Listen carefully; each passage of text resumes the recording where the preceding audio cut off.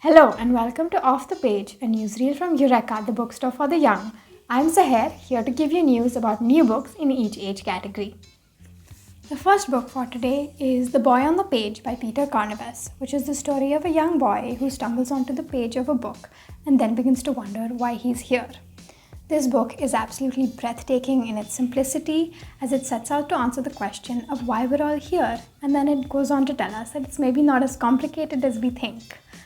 The watercolor illustrations in this book are also absolutely charming, and if you're going to buy one book from the selection, pick this one.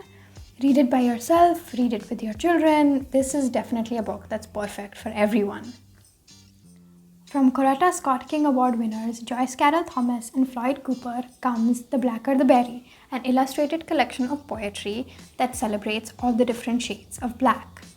The illustrations in this book make it feel like it's vibrating with life, and the poems are lyrical and filled with absolutely beautiful imagery of nature, all the while exploring all the different and diverse ways there are of being black.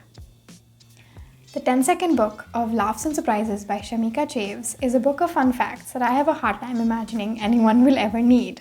The facts in this book are bizarre and obscure and slightly unbelievable, such as the fact that there's a robot in Japan whose sole purpose is to feed you tomatoes, and that people once believed that ketchup could cure diarrhea, and other non-tomato related ones.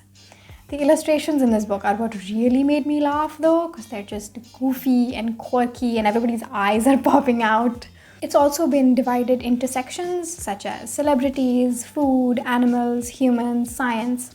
So if there's any specific topic that you would like an obscure fact in, it's easy to find. This is definitely a book for anyone who's looking for a laugh.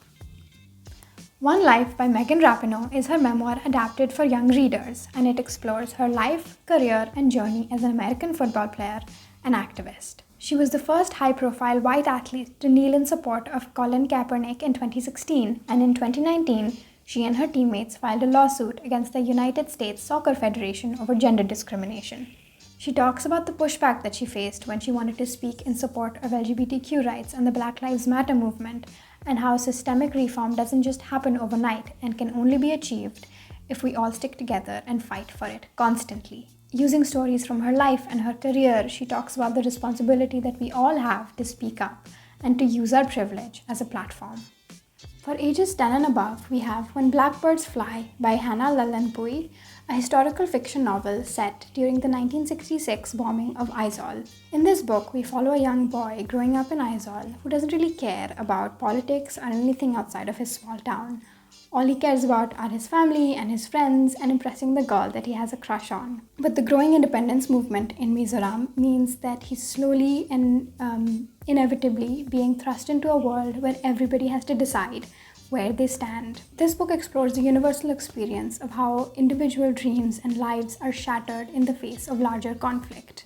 When Blackbirds Fly is part of Duckbill's Not Our War series, which aims to explore and talk about children growing up in times of conflict, how they can be the most powerless and vulnerable, yet at the same time the most brave and hopeful for a better future. For this episode of Off the Page, I got the incredible opportunity to talk to Sayoni Basu, a consultant editor at Duckbill Books, an imprint of Penguin Random House. Here is what she had to say about the Not Our War series. What inspired the idea for Not Our War, and why do you think this is an important theme to discuss in children's literature? We live in a world where there is all kinds of violence around us, and often children are the most affected by it, though they have nothing to do with its causes or with its perpetration.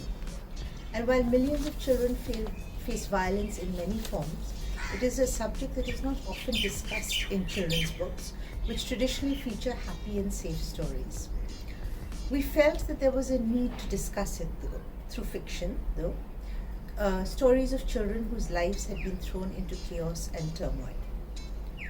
Books, after all, are windows into worlds we're lucky enough not to be part of in this case, and nothing builds empathy and understanding as much as hearing another child's stories. There is war and internal disturbances in many parts of the world, including in many parts of India, and therefore there seemed to be a pressing need to address the subject through fiction. Are there any writers you would love to see part of the series in the future? I don't really have a specific wish list as far as authors for the series are concerned. The nature of the stories is such that they require deep involvement on the part of the author and lots of research. So it really has to be someone who feels deeply and understands deeply about a specific situation and setting. Interestingly, two of the books in the Not Our War series, When Morning Comes and When Blackbirds Fly, are by first-time authors. What are some places and parts of history you'd like to see explored as the series expands? Duckbill is a very India-focused publisher, and our original wish list when we were thinking up this series was really stories from different parts of India. But we understood very quickly that these are not books that one can randomly commission. They have to come out of something deep within the subject and something that its writer feels very strongly connected to. So the history of this series has really been a history of us waiting for the perfect books to come along and hoping that they will. But of course, what we would really like to publish in this series are stories set in different parts of India, say for example in Kashmir, or in neighboring countries like Tibet, Burma and Sri Lanka. Liked what you saw and heard? Want to buy any of these? Log on to www.eurekabookstore.com and place your order now. Also, follow us on Instagram for a daily feed of books.